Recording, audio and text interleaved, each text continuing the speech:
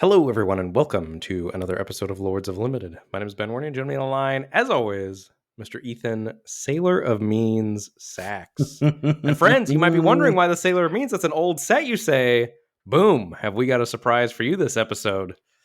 Yeah, we're doing like a fun. I feel like this is a fun little like dog days of summer. I want to say summer break. That would be rude to you because That you would are be not rude. on School's in summer session. What break. this is, you usually need a sports analogy here. This is the month of July when, like, the golf majors are over, but football preseason has not yet started, and there's only baseball to watch and nothing for the sports podcasters to talk about for like 3 to 4 weeks. Do sports podcasters hate baseball? Yeah, they do. Interesting. Okay, that's fair. I don't know why I'm vamping here because we have so much to get through. This is going to be like a 2-hour episode, and we're recording late on a Tuesday night. And I feel like normally, whatever. This is our third episode in Edge of Eternities time. That we would hate to do something that feels off plan, off theme, off main set. But I'm going on vacation this weekend, so we're recording earlier in the week, and I honestly not a lot of Edge of Eternities updates. I just feel like the format is what it is. It's fun, but doesn't feel like there's a ton of layers to it. And I'm excited for what we've got in store today. Yeah, I also, Edge of Eternities is solved. We're ready for Avatar: The Last Airbender. Preview started today. It's coming out soon. You're just going to skip that. You're not even going to spend any I'm time not with acknowledging Spider-Man. I refuse to acknowledge a pick 2 draft format. Wow. Okay. The fisticuffs are out already for a set that isn't here yet. What we are doing today is a tier list. We are, shout out to Dirty Randy in our Discord for the idea. I know this concept, this sort of swept the MTG social media community at some point in the past. I don't know if it was earlier this year or last year, of doing a tier list of all the arena draftable sets. And we're late to the party. We're boomers. Well, I was at the time, I was like, well, we sort of did this episode 218. We did not even just a tier list of them. We did an actual factual ranking of the sets that had been out since the start of us podcasting. At episode 218, that number was 17. We are now at a whopping 41, 41 sets to talk about here. That are I mean, a couple of them are a little fudged, like Ixalan, Rivals of Ixalan, like those came out afterwards, but they're on Arena, so we're going to talk about them. Well, and that's not even counting stuff like Double Masters and all those things. There's been more formats that we podcasted about that we are not ranking here. Certainly, yes. We are doing Arena only. We'll do a little quick housekeeping, and then we'll get into the rules of how this tier list ranking is going to work. First things first, let's chat about the Patreon page. Patreon.com/Lords of Limited is where folks can go to give back to the show if they so choose. We are now on 2 weeks running of getting episode ideas from our beloved Discord, and the Discord is what you get access to, what everybody who gives back via the Patreon gets access to. It's hopping, it's popping. Usually talk about it being 24/7 limited tech support. Maybe now it's podcast support. Maybe now we'll just get all of our ideas from the Discord. Who knows? But very, really grateful for that awesome community over there. If you want to be a part of it, come check out the Patreon. And we also have our podcast feed available, which gets you not only access to this episode a day early ad-free, but also access to our weekly bonus episode of Lords Unlimited. So if any or all of that sounds of interest to you, head on over to our Patreon page. We'll save shouting out new folks until next week. We just want to say thank you to our past, present, and future patrons. We really appreciate your support.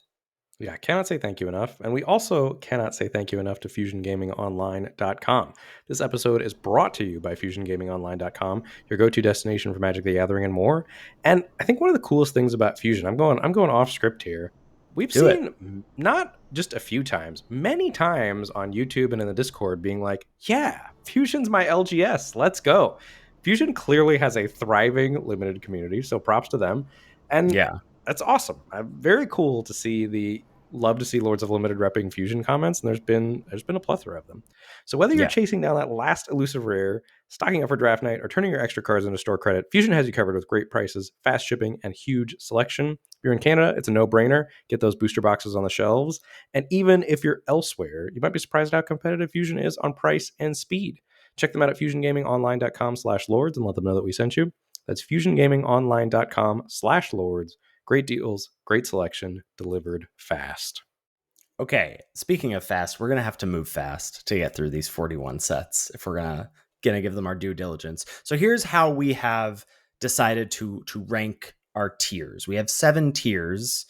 And there's some speculation in the Discord, like, how would we do it? Is it like, how are we ranking these? And we've just sort of made up our own system, as we often do. So we've got, we're going to have A's, B's, 4s, 3s, 2, 1, 0s, right? Stop. You can't rile up the YouTube comments. Don't do 4 it. minutes in. Okay, no. What we actually are going to do is 7 tiers. Top tier is goated. This is going to be a short list of greatest of all time. Sort of think of it as like your desert island limited set. Like, if you could only draft one set for the rest of your life, what do you pick? The problem is that the descriptor is short list. I want a lot of formats in our goated tier. I know you do. I know you do. Much like our list of top commons. I just want to run like 4 or 5 formats over in the goated tier. Well, I'll see if I can't talk you down a little bit on some of those. Top tier is up next, which is not quite goated, but we're huge fans of these formats.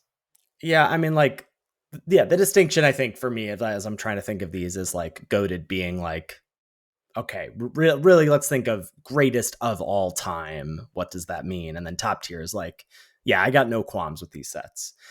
And then I might have some qualms with tier 3, which is fun but flawed, which is there's a lot to like, but some pretty glaring issues keeping it from top tier. Next category is might flash back. Maybe we had a pet deck we want to try to draft again, or the current set's stale. Take a trip down memory lane, but only for 1 or 2 drafts. The next tier is pet sets. These are sets that hold a special place for us, in contrast to the community at large that probably hates them. And behind that, the reverse, is the it's a no for me, which is the flip side of pet sets. These are sets that were perceived to be adored at large by the community, but that Ethan and I did not particularly like ourselves. And then bottom tier 7 is dregs. Forgettable, bad, unplayable, Ds, Fs, zeros, whatever you want to call it. These are sets that don't matter. Okay. All right. Shall we get into it? Well, I feel like we do need to do a little bit of behind the scenes, which is that I made a pass at a list for this. And this was before we had knocked out these 7 tiers. I think we were just doing like S tier, A, B, C, D, whatever. I knocked out a pass at a list, sent it to Ben.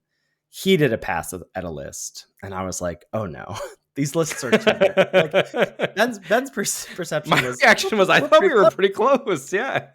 I mean, we're in the aggregate. Yeah, we're pretty close. But like, there were a couple in each category that I was like, I kind of want to fight about this. And I was like, that's going to be terrible content. That would certainly, this is already going to be a long episode. What's going to make it even longer is us arguing about where things go, because it's ultimately extremely subjective. So we came to a democratic solution, which is that we're going to review the sets in chronological order from their release, or not even release on Arena. They're just release in general. And we're going to alternate who gets to decide where it lands on the tier list. Now, we can do some dickering and dealing, maybe some coaxing, but ultimately the person whose turn it is gets to put it where they want on the tier list, with an exception. And that exception is? Each person gets 1 veto for what the other person says to move something up only. You can't veto, like if Ben's trying to put one of his favorite sets into goated, I can't be like, no, I didn't like that set. It's in the dregs. So you can only veto to move something and we can veto it up any number of things. Like I can veto something up to goated if you think it's a dreg. Yes, you can. Okay. 1 veto, 1 time only. I love it. 1 veto, 1 time only. Okay, and we're going to decide who's going to be dealing with our first set, which is Ixalan. You're going to have to tell me if the collector number for Chrome Companion, the little doggo, is odd or even. Even. Yeah, it is even. Great. Would you like to go first? I would love to go first. Great. Tee us up with Ixalan. Talk to me. Ixalan is up first. So I'm curious. This episode is going to be 3 hours long. There's so much to talk about with these formats. I'm curious. I did some prep for this, and my prep was looking through Scryfall. So I like opened each set and went through Scryfall and just like got a vibe for the set. Yes. Is that what you did as well? Yeah, full Marie Kondo. Like, what sparks joy, what doesn't, as I'm looking through this visual spoiler. Yes, that was my method as well.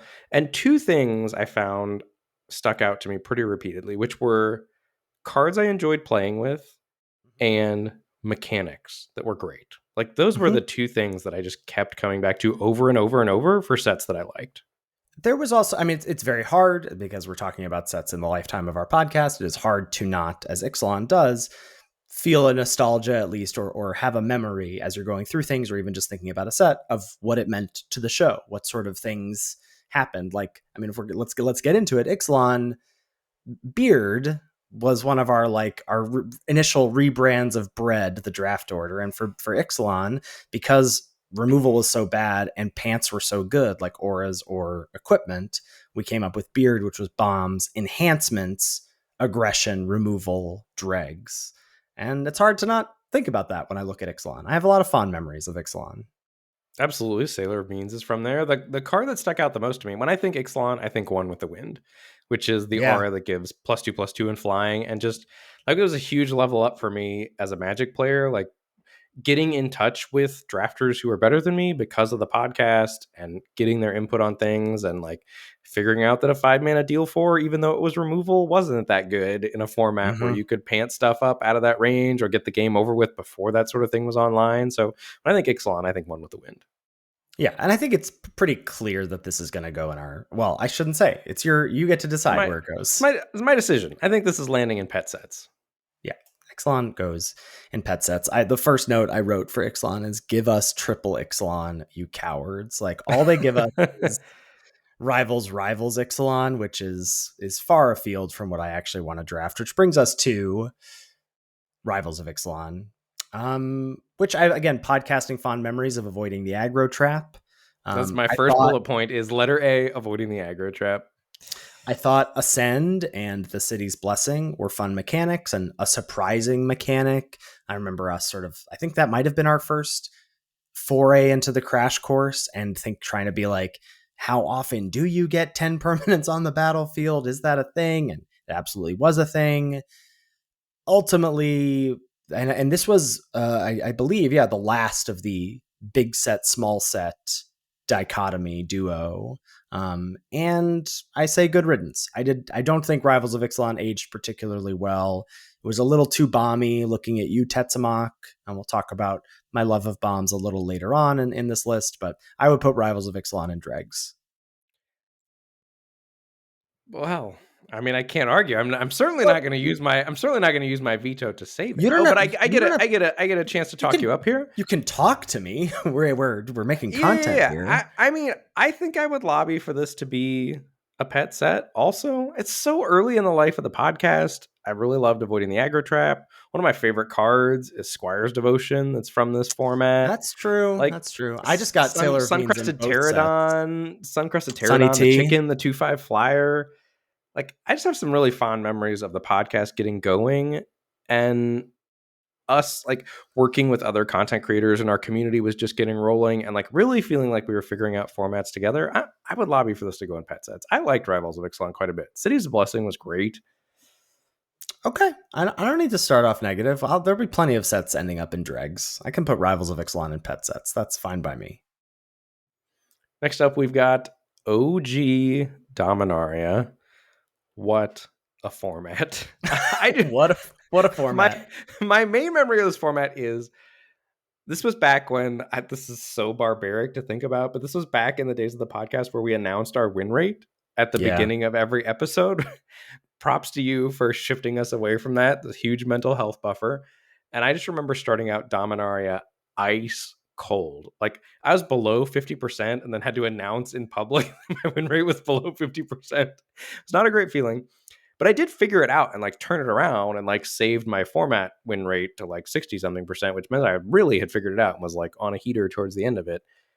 But the things that stick out to me about Dominaria when I think back on it are Blue-Red Wizards. Certainly as a Magic player, learning about tempo and like mana efficiency and double spelling, even in a slow format. The first set you like where you started latching on to the phrase double spelling. Yeah, blue-white could double spell like nobody's business in that format. And the two cards that stick out to me the most are, well, first of all, just that blue was insane in this format. That once D Stern and other people and Sasha were just like, just draft blue. Like, just draft blue and you'll start winning. And then I was like, okay, I get it.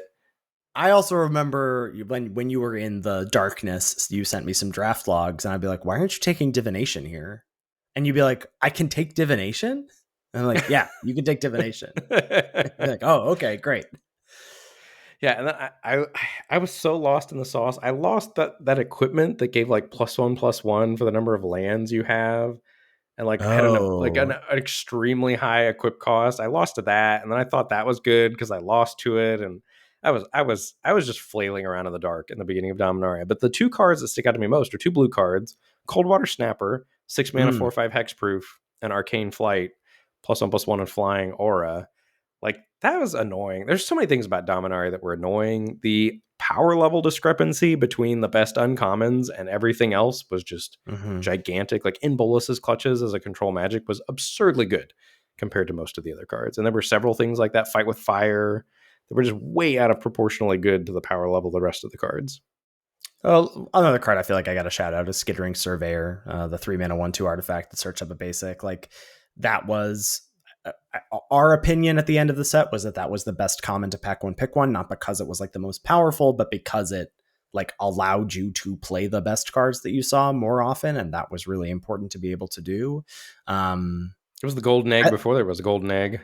truly, yeah, Golden Egg's grandpa. I loved this set at the time. This was my You goat did. at the time.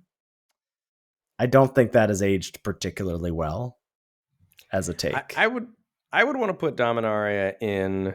It's a no for me. Yes, I I agree. I think think Dominaria this got is like a weirdly good community reception that I still do not understand to this day.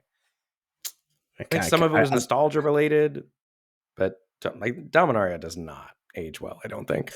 No, I think the set has aged like milk. It's really not fun, as a lot of these sets are. It's just not fun to play in sets where most of the cards in the packs are terrible. If you get to pick two and you're like, what am I supposed to take? That's not a good time. Next up is Core Set 2019. I had to do research about the core sets to jog my memory about what any of these were about. Um, this one was nice that it had green white auras as a theme because I like green white auras, and usually green white is +1/+1 counters.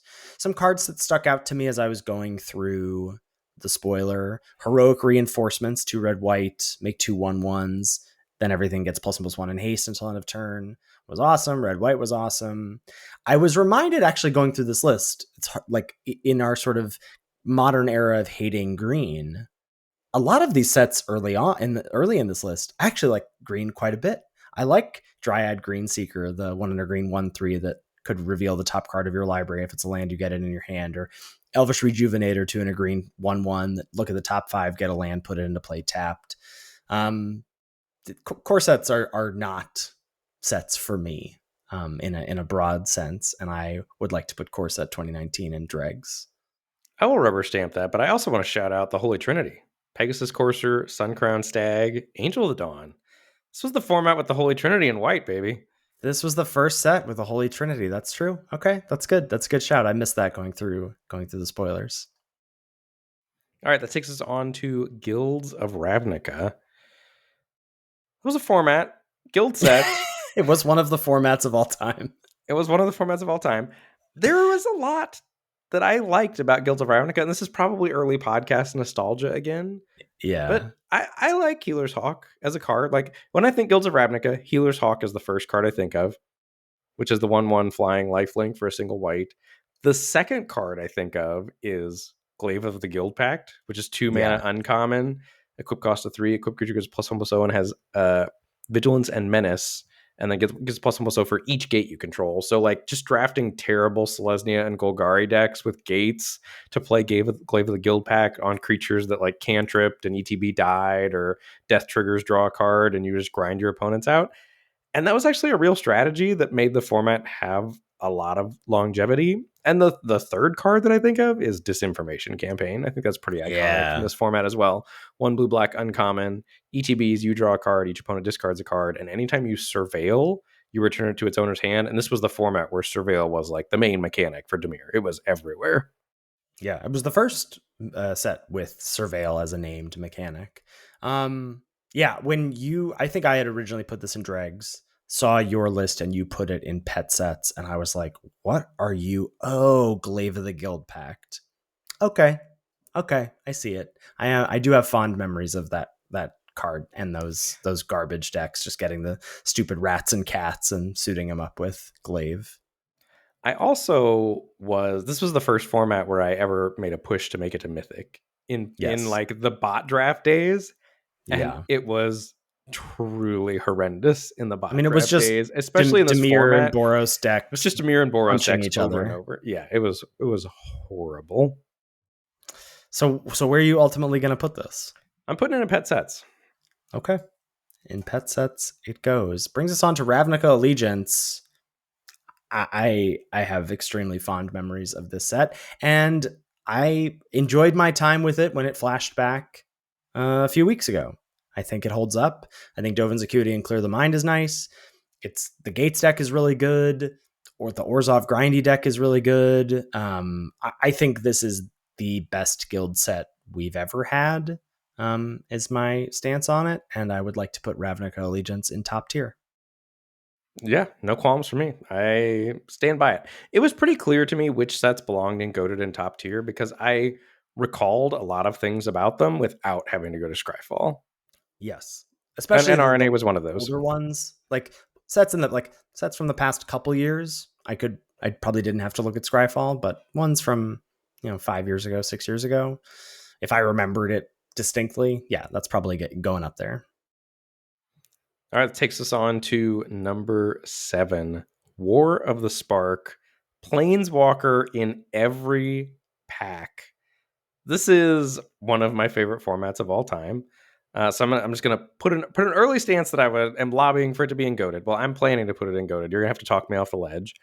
Uh, this is a board presence people format. That's where that phrase came from because we correctly predicted that like people weren't going to know how to play with and against planeswalkers very well, and that you had to get on board to protect your planeswalkers. And then by being on board, you made your opponent's planeswalkers worse. There were also several. This was, I think, when we were spending the most time together online streaming, Mm-hmm. which was cool. Like we did some 15-hour streams, that sort of stuff. And there were several like iconic decks for you and Yeah, I that came out of this. Two that come to mind. One for you is the 8-cat deck, yeah. where I was I Charmed draft Stray. Charmstray is a single white 1/1 with lifelink, and when it enters, you put a +1/+1 counter on each other creature you control named Charmstray. A sort of ancestor in a long line of like Ethan is clocking this garbage common to collect them all. And yeah, we were on the line together drafting this deck where I got 8 copies of Charmstray. Absolutely absurd. And then the second one, I don't even remember what all was in the deck, but it was I just was saying this is too much deck for me to handle, and I kept misplaying with it, but it was so busted that it didn't matter that I kept misplaying with it. And one of the cards that like made me remember it was Plane Wide Celebration, Yep. which was 5 GG for a sorcery, and you choose 4, and you can choose the same mode more than once, which was make a 2/2, bring something back from your graveyard to your hand, proliferate, and you gain 4 life. And I remember taking that in the draft and you not wanting to take it at the time in the draft. And then we ended up building this super Well, sweet brew with a ton of cool cards. there's a I don't remember, it's like spell something that was a 2 and a blue 1/4 that you could tap sack with some amount of mana to return an instant or sorcery from your graveyard to your hand. So you had that loop where like Plain Yes. White Celebration could get back that creature and that creature got back that spell. There was more than just that going on with that deck. That deck Yeah, had a yeah. lot going on. But that, and then a card that really stood out to me from, I mean, there are a lot of cards that I love from War of the Spark, but one that really stands out for me is Toll of the Invasion. 2 and a black, Yeah. sorcery, look at somebody's hand, you can take a card from it, and then you amass 1, which is make a 1/1 army token. This was the first set with army tokens. War of the Spark is goaded for me. And with the caveat that it is woefully out of balance. Like Grixis is where it's Yeah. at, and you basically just don't want to touch white and green. But this was when I had no problem drafting the same deck 50 times in a row, and we were drafting significantly more than we are now, just because we both had more time. And we figured out that Grixis was great, and you were still drafting white and green for some reason because you're counterculture I sometimes. But I liked green. I This is back when I liked green. yeah, Um, but this was also the Grixis format thing. This was the first time where we started thinking about sets like that, thinking about them in this wedge shard view. yes, Yeah, I think if it were me, I would put War of the Spark in top tier, not goaded, but I can't say boo. If you you That's can't sort of say the boo. Trump, right? I can't talk you down. So, and I would definitely not use my veto to move War of the Spark down to top That's tier. against the rules. You're not allowed to use your veto to move War of the Spark down. Even if I were, what a waste. Okay, next up is Core Set 2020. This was the one with I elementals. stuck you with all the core sets. I didn't even know this was going to happen. I didn't do my I know. research. Is this really going to be one, two? I guess I think you get the next one, but I don't know. No, maybe not. I'm going to get them all. Golly, that stinks. Man, going first is way better. Core Set 2020, the one with the elementals that I remember. This one seemed truly awful to me looking back at it, but it did have the one bright spot for me was that there was a loops deck here. There was Dovin's Acuity 2.0. There was Loaming Shaman in the set, which is 2 and a green for a 3/2. When it enters, target player shuffles any number of target cards from their graveyard into their library. And there were a ton of recursive spells in black. So you could build a like never deck, super grindy black-green deck. And once I discovered that, I was a happy camper. And so to potentially shake up the putting all core sets in dregs, I could lobby for putting this in Might Flashback, because I think if it came to Flashback, I might do it now that I remember that the Loaming Shaman loops are there. But I think this is going in dregs for me. That it sounds like it should go in dregs. The thing I put was elementals also. That's all I remember about this. I had to look up. I was like, is that the one with the elementals? And I had to look up to the uncommons to see if Risen Reef was there, and Risen Reef was there, which is the blue-green signpost uncommon. And I was like, yeah, that's the one with the elementals. Well, it's fine. Yeah, not great, Bob. I would lobby for dregs. It's in dregs, baby. This podcast is sponsored by BetterHelp. These days, it feels like there's advice for everything. Cold plunges, gratitude journals, screen detoxes, but how do you know what actually works for you? With the internet and information overload about mental health and wellness, it can be a struggle to know what's true and what actions to take these days. I was lucky to find my therapist through a personal recommendation from a friend, and the fit has been really good. I just had a session today, actually. But if that wasn't the case, it's nice to know that there are other accessible options out there. With over 30,000 therapists, BetterHelp is the world's largest online therapy platform, having served over 5 million people globally. It's convenient too. You can join a session at the click of a button, helping you fit therapy into your busy life. As the largest online therapy provider in the world, BetterHelp can provide access to mental health professionals with a diverse variety of expertise. Talk it out with BetterHelp. Our listeners get 10% off their first month at betterhelp.com/lords. That's BetterHelp, HELP.com/lords. And now, back to the show. All right. Takes us on to number 9, Throne of the Eldraine. The odds are where it's at. I truly did not do any research ahead of time. Me either. So, Throne of Eldraine.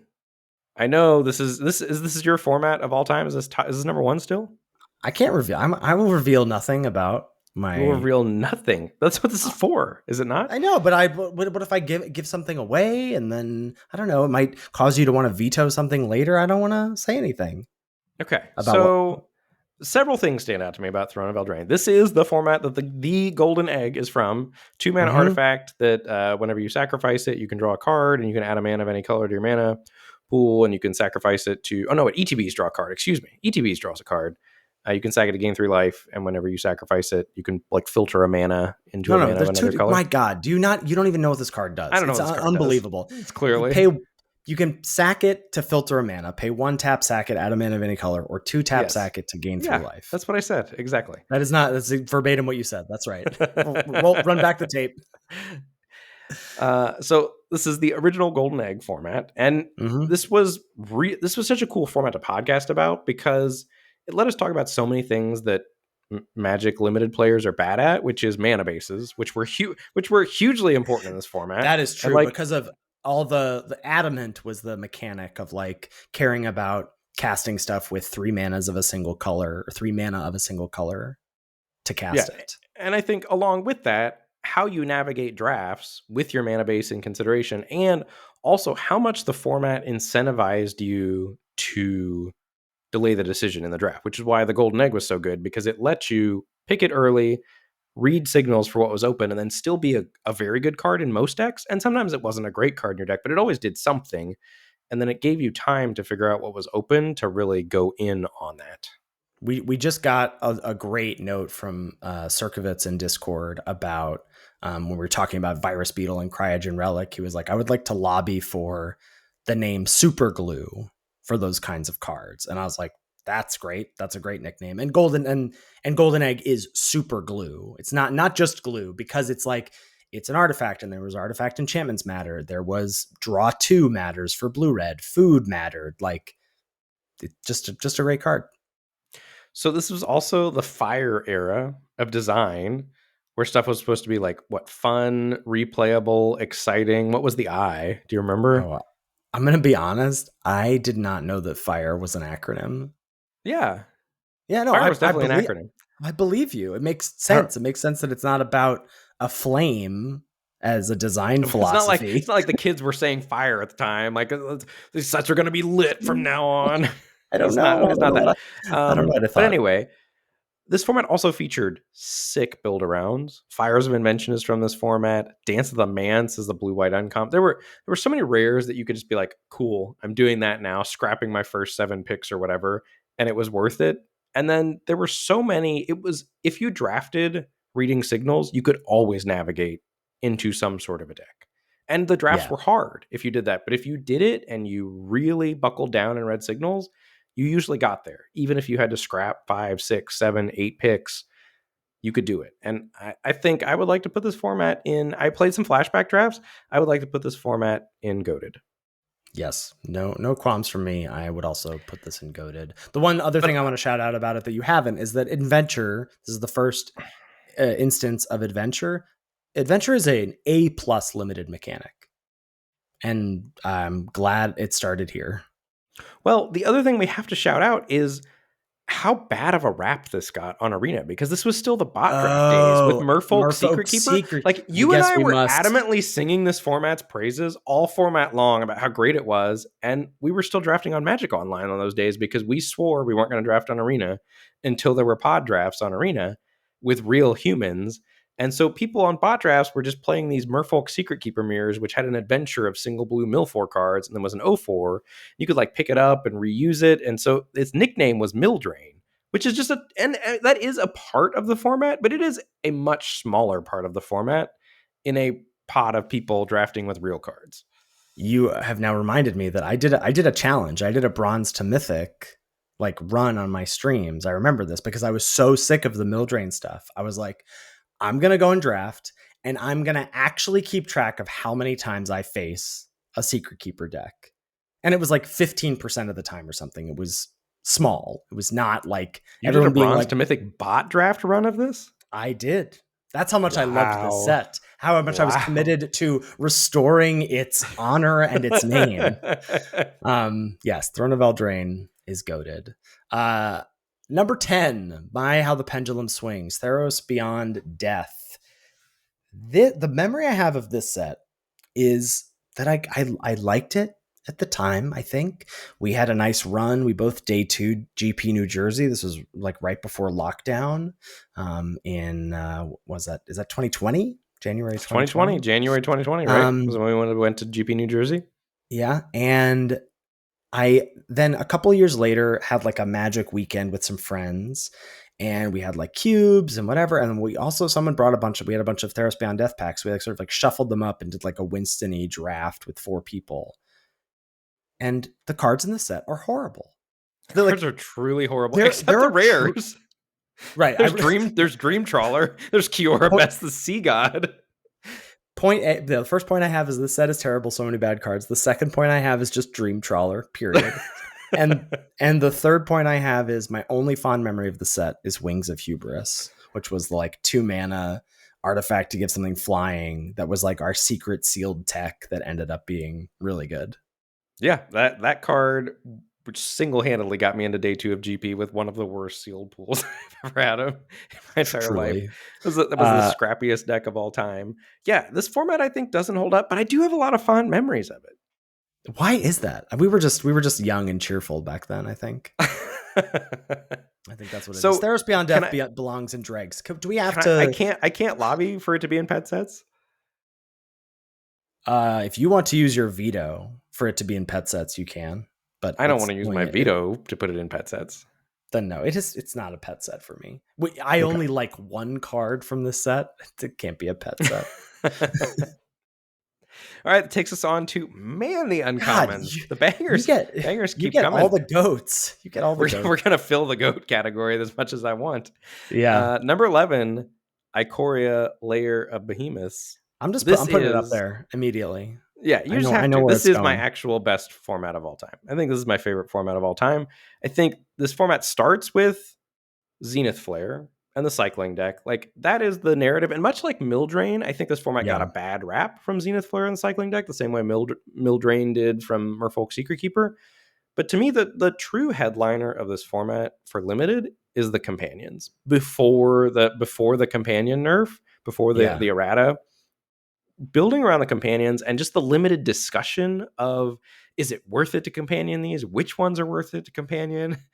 Like I remember being so adamant that it was wrong to companion the Yorion, the 60 card deck, the Sky Noodle. Uh-huh. And Yeah. you loved companioning that one, and I was just so adamantly against it.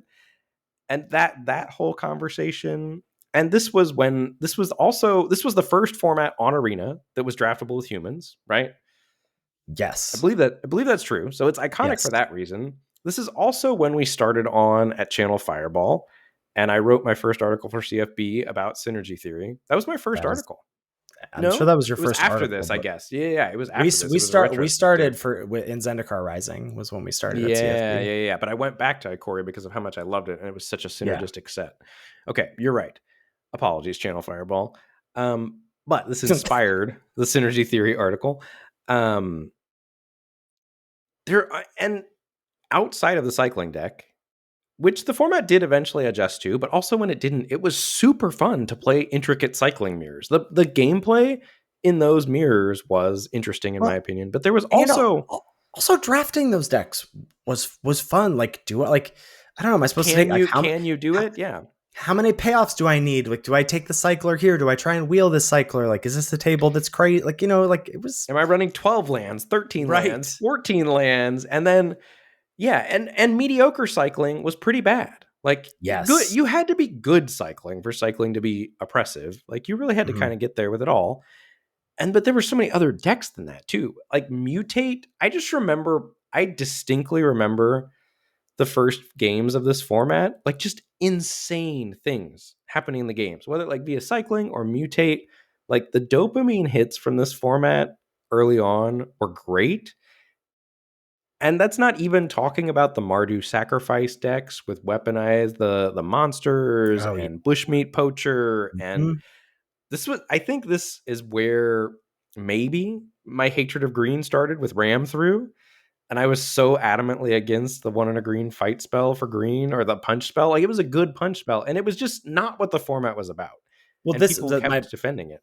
my last point in my long list of Ikoria points is this was peak removal is bad, because like Yes. removal was terrible against the cycling decks, and it was because you can't remove a Zenith Flare, and removal was terrible against the mutate stacks because and this was, people kept being like, no, it's not. I could pacify a mutate stack. I'm like, please put my mutate stack in a bubble so that I can just keep safely mutating and getting all the bonuses from it. Like, yeah, Well, and and it was obviously terrible. And it was terrible against against the the Mardu sack sacrifice. decks Yeah. because it was go wide. Like Forbidden Friendship, that was my jam. The 1 in a red sorcery, make a Yes. dinosaur and make a human. Oof, love that card. Yeah. Ikoria is goated. It's great. It's a great goat. Great pick. You know Is what's it another great set is Core Set 2021, number 12 on the which list? is number 12 on our list. Sorry, I cut you off, but I am trying to move us along here. But what were you gonna Yeah. say? So is Eldraine ahead of Ikoria for you? I, I think so. Yeah, I think so. The companions, though. The I know. I companions. Think of the know. companions. I can't, but I can't like. I feel like I can't take your thing. Ikoria has been your goat from jump. I can't suddenly be like, Ikoria is my goat too. I can't do it. I need You my can own. tell. And You can tell me my 3 favorite words, which is you were right. I'm ready to hear it. No, I'm just oh kidding. no, you're all good. Core Set 2021 Sanctums were fun. There was the cycle of the shrines. Those were kind of fun to mess with. The real good like podcast content about this card is Baneslayer Angel versus Seasoned Hallowblade, which was Ooh, I which was forgot about coined that. coined the name Benslayer Angel. So Seasoned Hallowblade was the 1 and a white 3/1. You could discard a card to give it indestructible. It was nuts. And Baneslayer Angel was like, an iconic reprint mythic 5/5 angel flyer, whatever.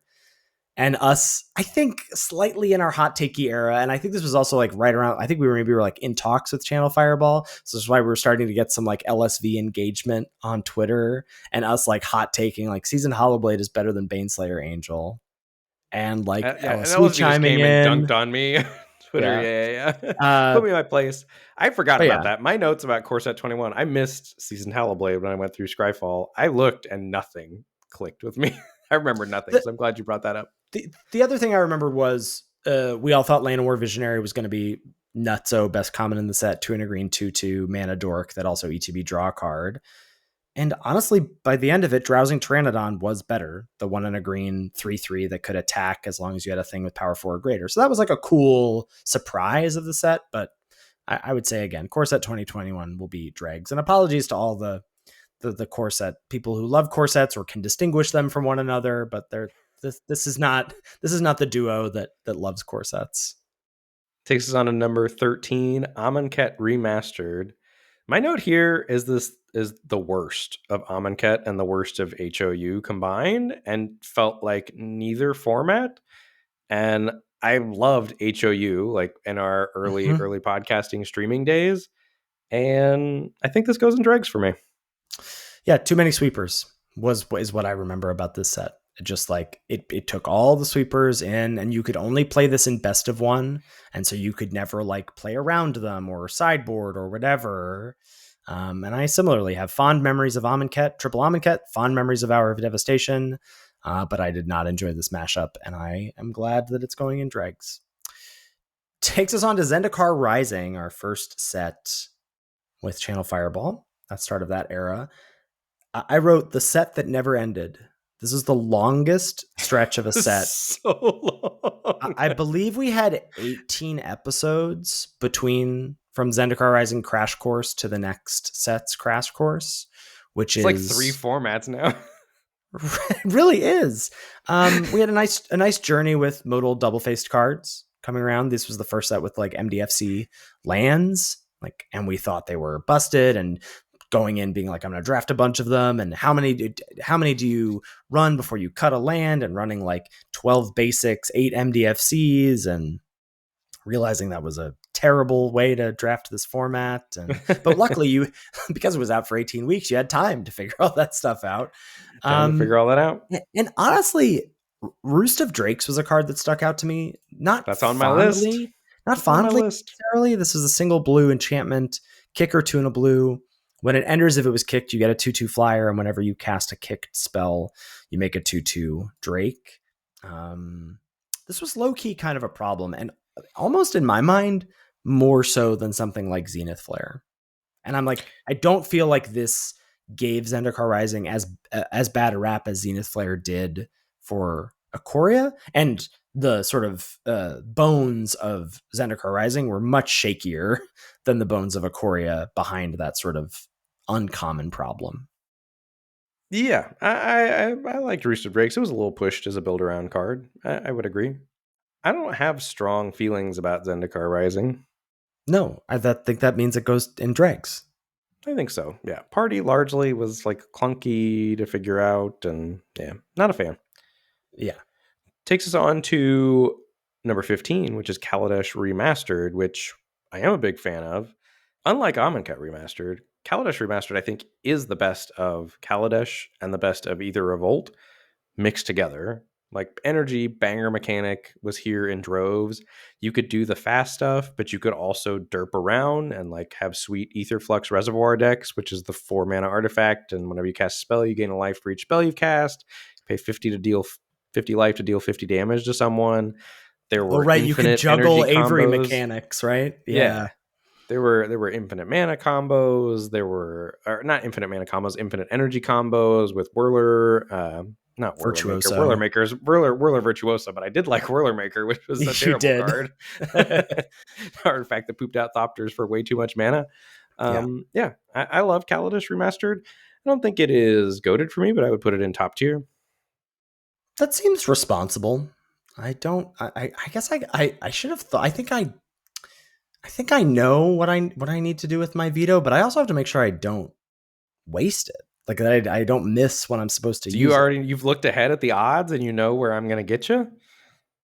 No, no, but I did look at your list today, like this afternoon after I made all my notes to be like, which ones am I going to need to make sure I lobby for? I'm fine with Cal. I think on my initial pass, I had Kaladesh remastered as goaded. I'm fine with it being in top tier. I'm not going to talk you up. Oh, this was one of them. The next set is one of them that I was going to need to talk you up on, but I don't need to because it's mine. This is Call Time, number 16.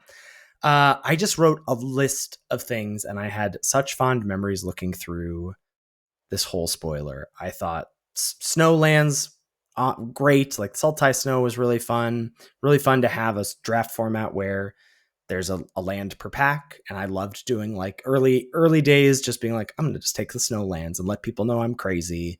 And that was fun to do. Equipment matters, great.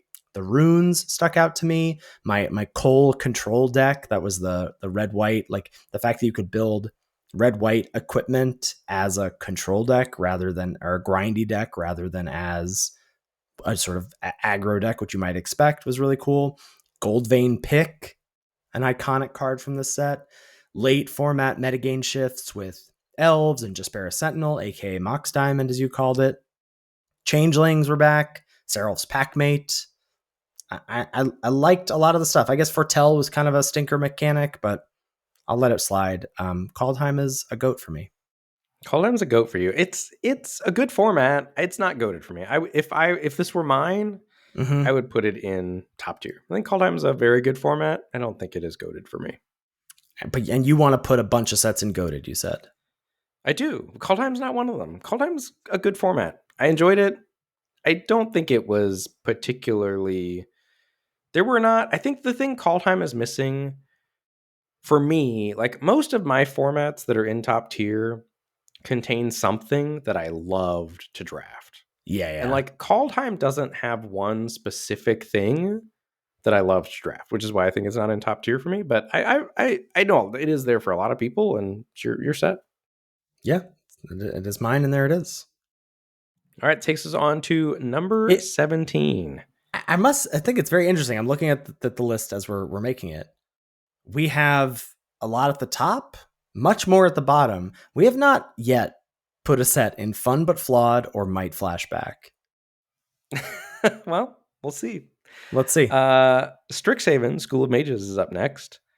I like this format quite a bit. First thing that comes to mind with Strixhaven is Lesson Learn as a Yeah. great limited Magic the Gathering mechanic, and environmental sciences being the thing that you go grab. You could pay 2 mana and search up a land. That was awesome. The next thing that I think of with Strixhaven is Fractal Your Fractal, Bury Your Barrier, whatever. Variant books, Barrier Token, Fractal Your Fractal. Yes, shout out Metal Mario.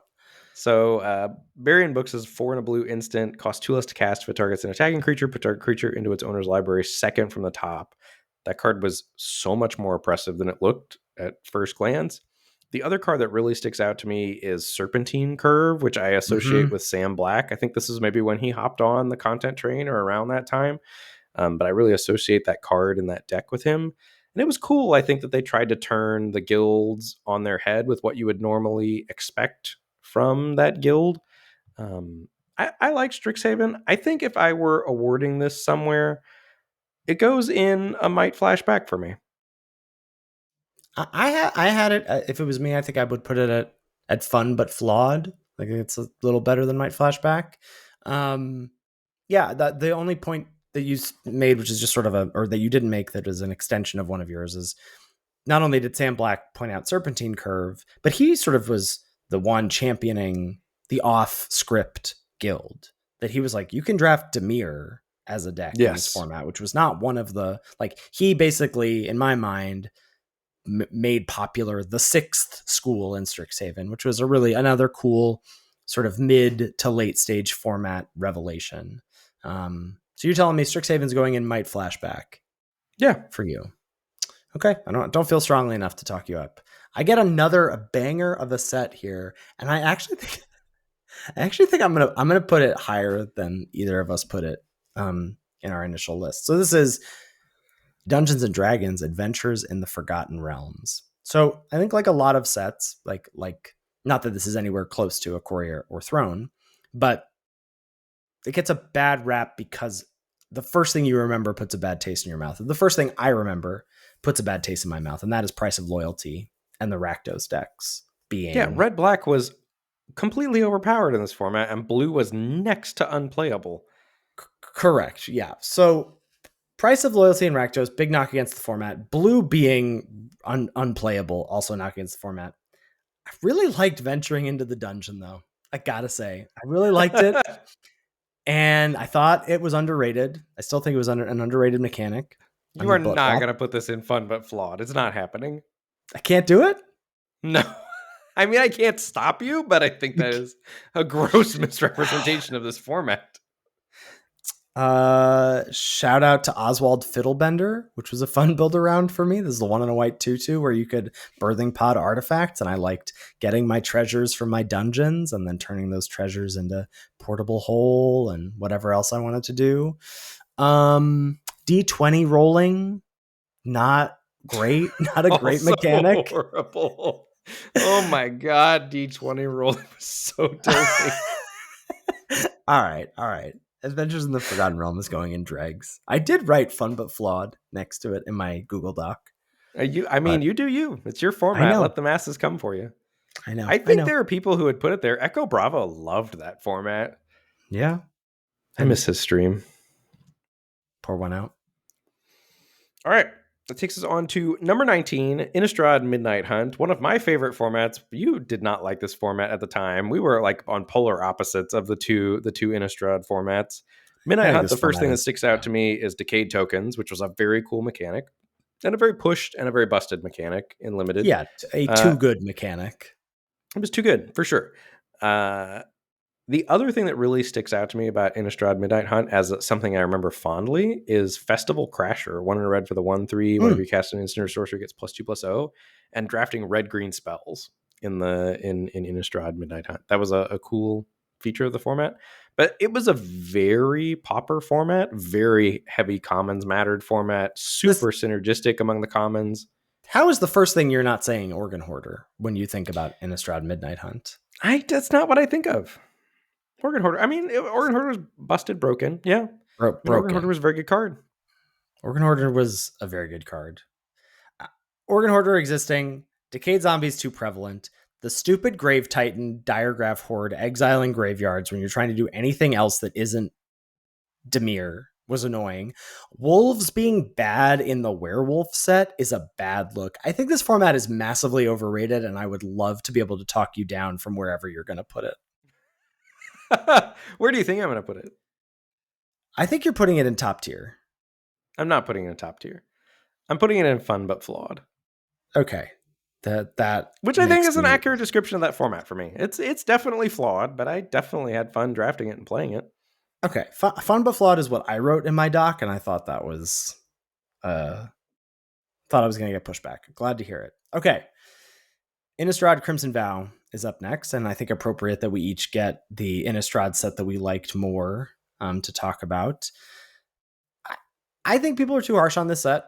I think Blood is a great rectangle. Shout out to turn 1 Blood with Blood Fountain or Voldaren Epicure. I thought that was a really awesome limited mechanic. Another set where Red Black Vampires was too good, but probably fine that it's too good in the Crimson Vow Innistrad set.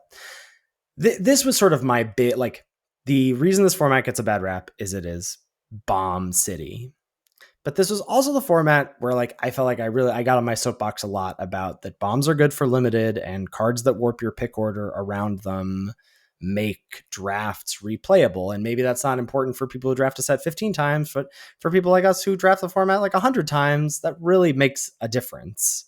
And it's very interesting. The last point I made is the Festival Crasher that was in this set, which is Kessig Flame Breather, was a card I liked a lot. That was the 1 in a red 1/3 of this set that dealt damage every time you cast non-creature spells.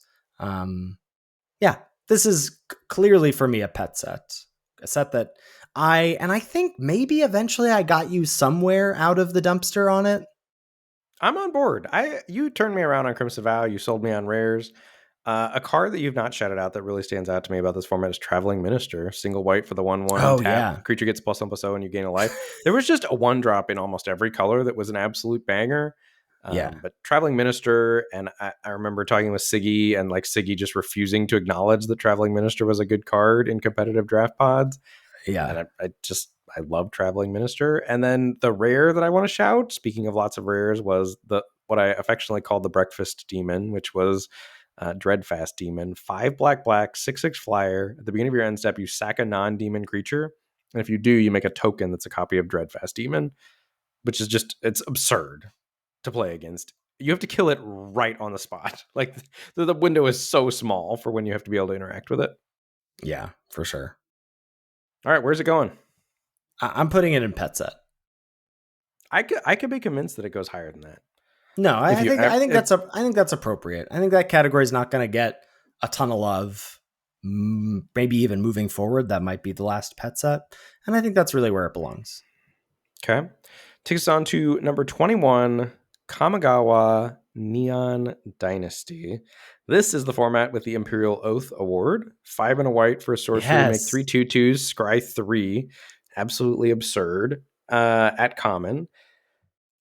I think truly the Kamigawa Neon Dynasty is where our podcast started getting a rap for hating green. Because green was all the hotness with the Yes. transform sagas, and there were tons of busted transform sagas, and the green uncommons were broken. And But for the whatever commons were reason, terrible.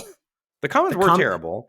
Yeah. And you and I week 1 were drafting, like we were hot on like the super low curve red decks week 1. Like Experimental with synthesizer. experimental synthesizer, yeah, which was single red for an artifact. When it enters or leaves, you exile the top card of your library, can play it, and you could sack it to make a 2/2 samurai for 2 and a red. So I think this is honestly where we started to get the rap for hating green, and then it just snowballed from here. Yeah. Um, Transform sagas were cool until they weren't, which was like awesome, like figuring out that they were broken. And then once you knew Mhm. they were broken, like I just remember the thing about this format that sticks out to me was the first 2 weeks or 2 to 3 weeks was awesome. And every other week after that, the drafts were a total snooze because there weren't like build arounds or things to keep it fresh. And you just so often picked the Flip Saga. Yeah.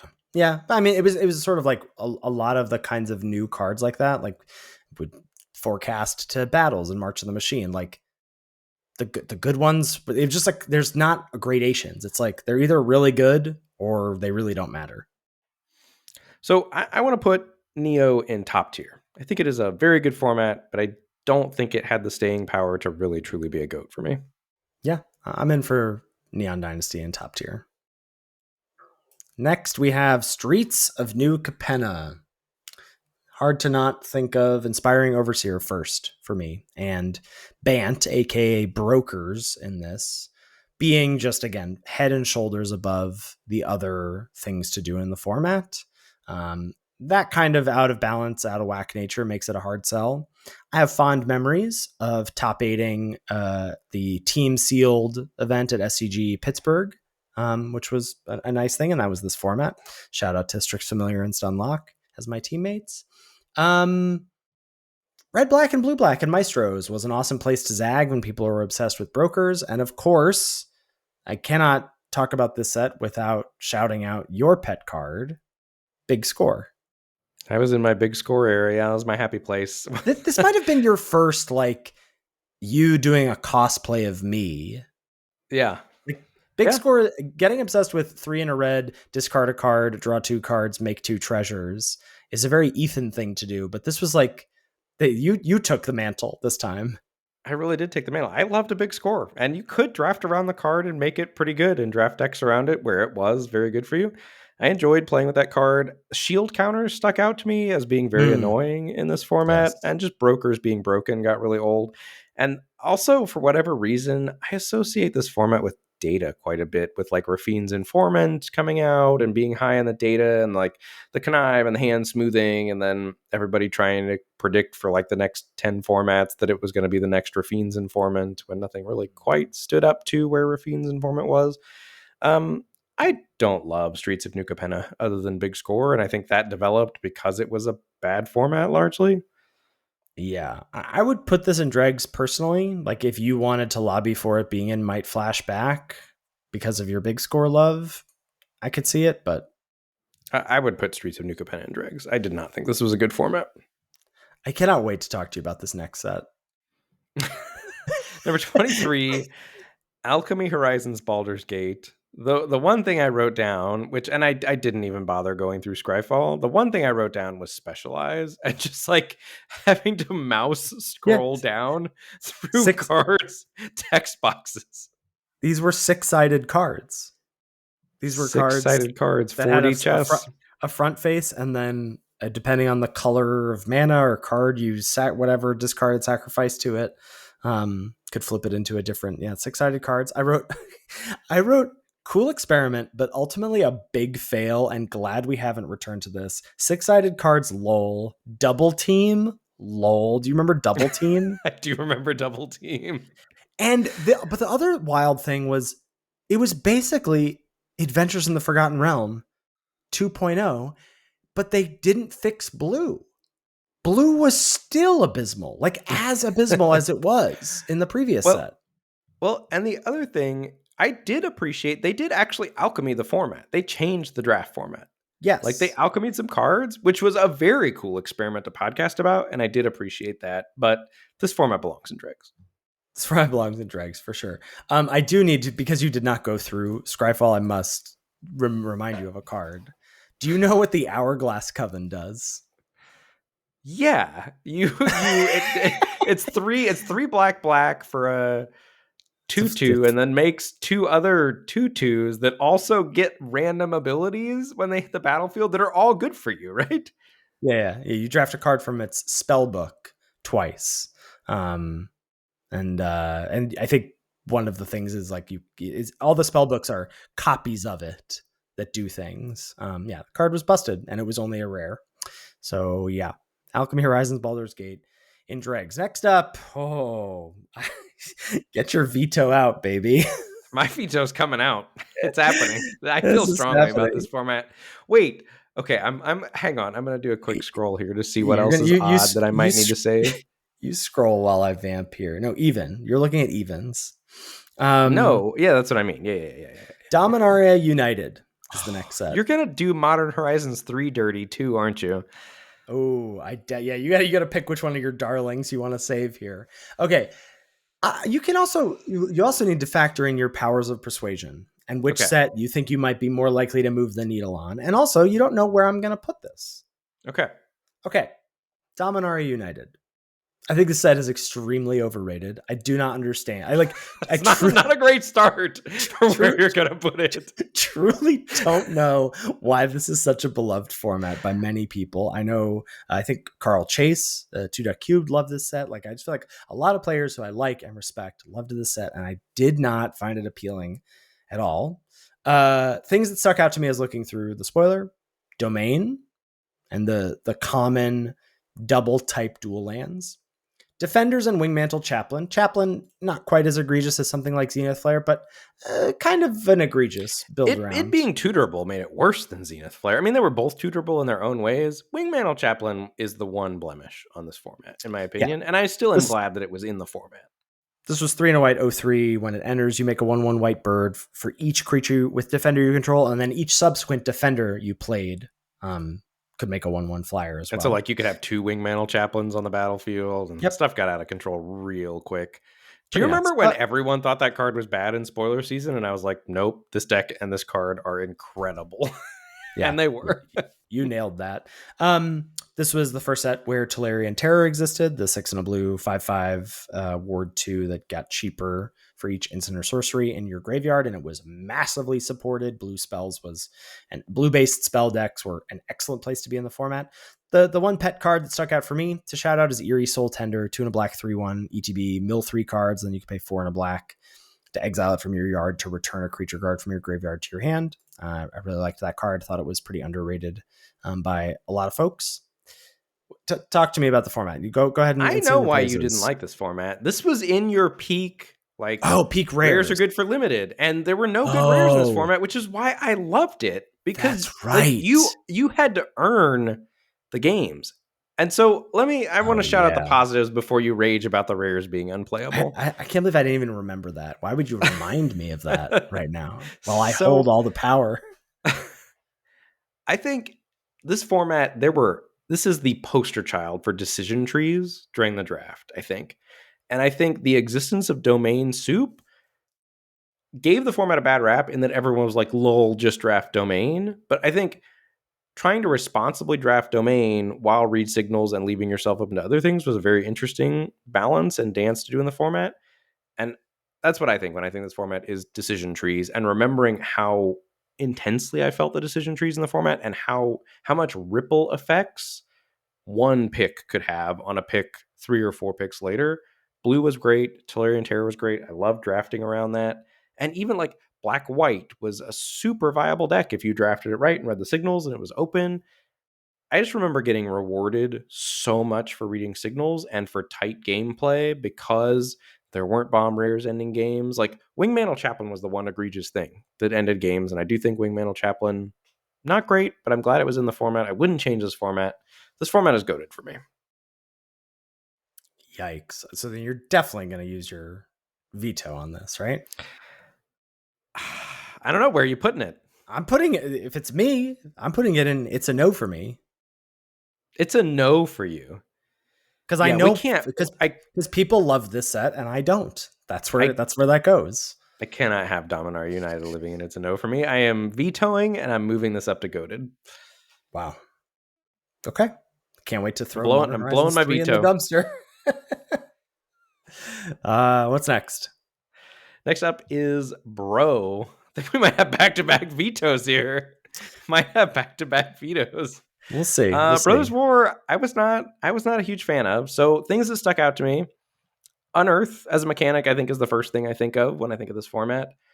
Also, the content creator and community debate about the text of Power Stones, which was tap, add Oh colorless. yeah. This mana can't be spent to cast a non-artifact spell, which was Wasn't like, there a Ristic Studies video where he put like a supercut of you, me, Marshall all saying it? yes, there was. Yeah. Yeah. Scrapwork Cohort is the other iconic card from this format for me, which is 4 mana for a 3/1, enters, make a 1/1 soldier, and it has Unearth for 2 and a white, which lets you return it from the battlefield and give it haste. The thing that sticks out to me about this format is just that the cards were not very good. Like, much like you said about coming back to Theros Beyond Death, like, I just wasn't excited about playing with the cards in Bro. So I put this in top tier when I made my list the other day.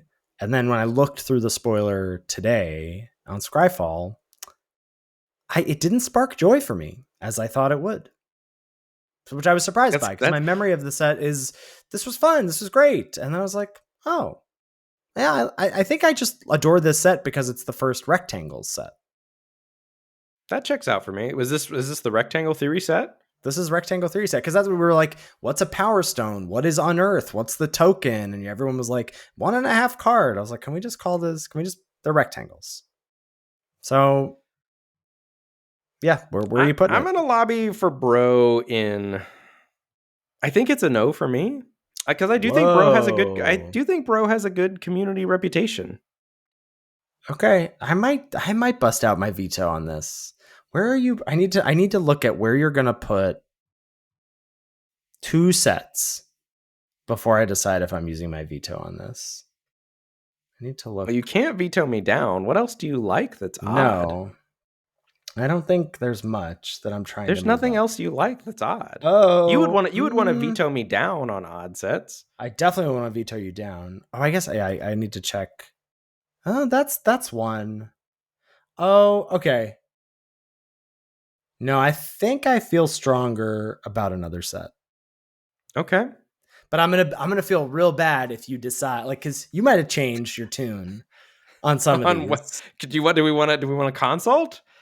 No, we'll sneak peek ahead. No, okay. That's obviously not. That's a crazy bad suggestion by me. I think that's just terrible content. Okay. Wow. Brothers War is gonna go and it's no. Could I lobby you? Where would you like for it to go? I would have put it in Fun but Flawed. I could do.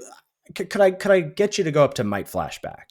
But that's the thing. I don't want to play Bro. That's why it's a no for me. Like, because I don't want to flash it back, and I didn't think it was fun.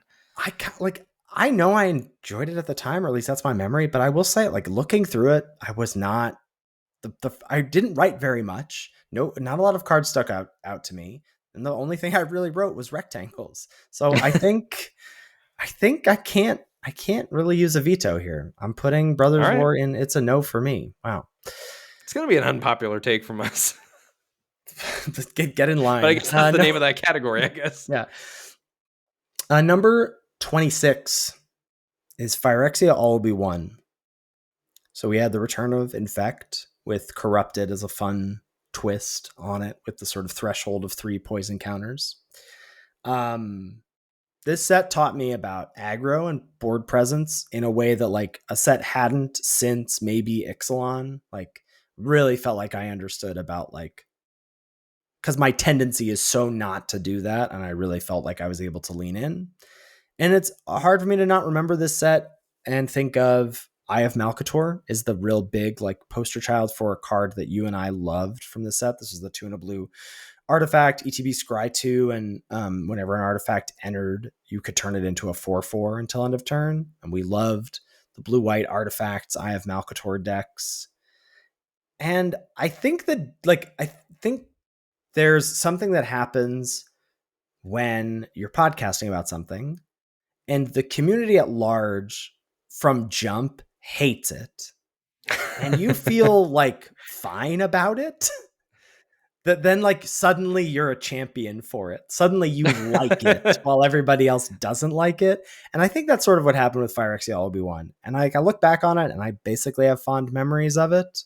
And I would put this in pet set. I like it going in pet set. I also love Eye of Malcator. I think it's hard. The first card I think of from Phyrexia will be one is Data Darling Chimney Rabble. Chimney 3 in a red, Rabble. 3/3 haste, ETB make a 1/1. The other thing that really sticks out to me that you didn't mention, I liked Oil as a mechanic. I thought Yeah. Oil was very, very cool, very fun to play with. And the other thing that I think people didn't do for this format that we talked a lot about as podcasters was play by the rules of engagement. Like that was the thing for this format. Like you got a mulligan hands without 2 games. Yes. Like Yeah. you have like, and if you follow the rules and you draft your deck well and you mulligan appropriately, you get to play games of Magic. If you don't follow the rules, you don't get to play games of Magic. And I liked that there was a clear set of rules. I liked Phyrexia LB1. I like it going in pet sets. Yeah. Oof. This next one. This next one's mine, baby. You can't go down on it. I'm gonna have a conversation with you though. You can give me a stern talking to, and it is still going and goated. The next one is Shadows over Innistrad Remastered, which contains possibly the most iconic limited Magic the Gathering card of all time in Spider Spawning, which is 4 and a green, make a 1/2 spider for each creature card in your graveyard. The spiders have reach. And This man just said most iconic card and pulled up the link for it. You said it's the most iconic card, and I saw you click the link to read the card, and you telling me you don't even know what it does from memory. And this is one of your GOAT sets. I know what Spider Spawning does from memory. Thank you very much. I just have it hyperlinked and clicked to be an accurate podcaster. There are also several other hyperlinked cards in my notes here, which I'm now feeling self-conscious about clicking. You can't see my notes. This isn't a shared doc. You just saw my eyes dart over, or what? No, I saw the lighting of the screen. The lighting changed because we're recording at night, and so you're not lit by the beautiful sun. Sorry, go ahead. So this also contains another one of my favorite cards, which is we've talked about recently, which is Rise from the Tides, which is just one more turn. 5 blue sorcery, make a 2/2 zombie, tapped for each instant sorcery card in your graveyard. It also had several downshifted cards from Uncommon. Gnarlwood Dryad and Obsessive Skinner were 2 great Delirium payoffs that were now commons. This was a super high-powered format, and if you drafted well, it was very hard to not end up with a great deck. And I have super fond memories as well of cashing the Arena Open in this and drafting Spider Spawning twice and drafting insanely well in both of those drafts. It wasn't in woe. I just kind of got handed 2 great decks both drafts. I drafted my butt off in the Shadows over Innistrad Remastered one, and I think this format is great. I think this represents Shadows very well. The thing that you didn't shout out that was very cool about the set was the rotating bonus sheet. that there Oh was yeah. like a new sort of influx of cards every week, every 2 weeks. I forget how often it came out. The weird thing for me about this uh, is that don't have a lot of memories of this set. And I was like, oh, maybe this was the first set like when Jonah was born, but that was the first set of the year. And I remember that set, and I don't remember Shadows over Innistrad that much. And I don't know what it's about. It's just But not a very do memorable you set for liked me. Innistrad though, right? Yeah. Or no? This Like form OG Innistrad? Yeah. yeah. Yeah. This was OG Innistrad and good also with like a Yeah. bonus sheet. This goes in goated, and I will hear nothing against this format. I can't say anything against it, so I won't. Next up is what's up? I was just gonna say, what don't you like about it? What's not to like? I like I'm not putting it in dregs, but it is hard for me to feel passionate about a set that I literally like looked through the spoiler and I was like, I have no stories about this set. I have no like fond thoughts of a stream or a deck or a take. Like this set is a real like black hole for me. I have lots of those things about this format. I think this format's very good. I'm not truly not trying to deny you your experience. I just say it did do it for me. Number 28 is March of the Machine. Companions are back in the legendary bonus sheet. I drafted all 10 companions. I companioned all 10 companions in best of one, trophied with 7 out of the 10 of them. Thank you very much. Just keep putting some respect. I also tracked my companion decks versus non-companion deck win rate in this. Companion stonks were up for me. Companioning rules, March of the Machine rules. Battles fell flat, which is not a great look for the set to have like a new card type that didn't really pan out. This is also the first set for our much maligned phrase, much needed to be clarified phrase of gumption. With Which is regards to basically the idea of soft forcing your way into an undervalued archetype.